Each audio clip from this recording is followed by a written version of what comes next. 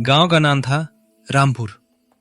वहीं रहता था किसान हरिहर, जिसे लोग मेहनती तो कहते थे, लेकिन दिल से कोई नहीं जानता था। हरिहर के पास एक गाय थी, गौरा। सफेद रंग, बड़ी आंखें और बहुत शांत स्वभाव।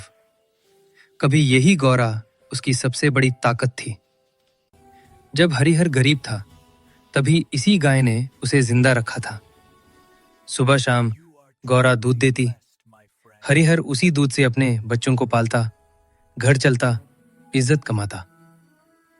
हरिहर अक्सर कहता था, गौरा सिर्फ गाय नहीं, मेरे घर की लक्ष्मी है।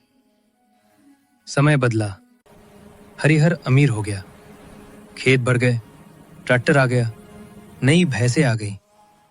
लेकिन गौरा बूढ़ी हो गई। अब दूध कम देती थी, चलते वक्त कांपती थी और कभी-कभी बैठकर उठ भी नहीं पाती थी। एक दिन हरिहर की पत्नी बोली, इस बूढ़ी गाय को पालना बेकार है। चारा खाती है, दूध कुछ नहीं देती, इसे बेच दो।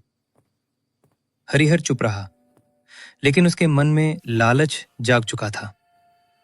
अगले दिन वो गौरा को रस्सी से बांधकर ले चला। गौरा समझ रही थी, आज कुछ अलग है।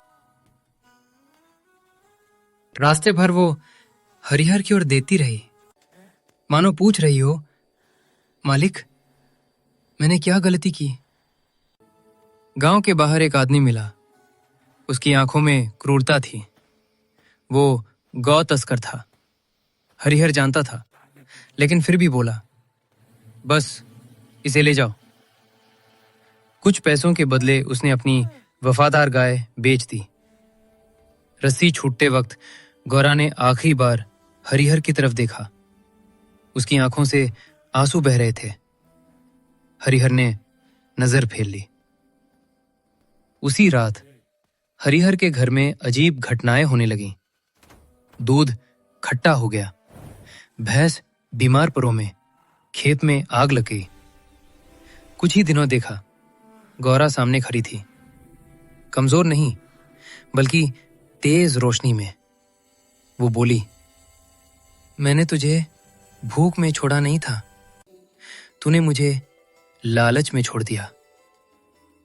हरिहर डर के मारे जाग गया। उसकी आंखों से आंसू बहने लगे। सुबह होते ही वो गौरा को ढूंढने निकला।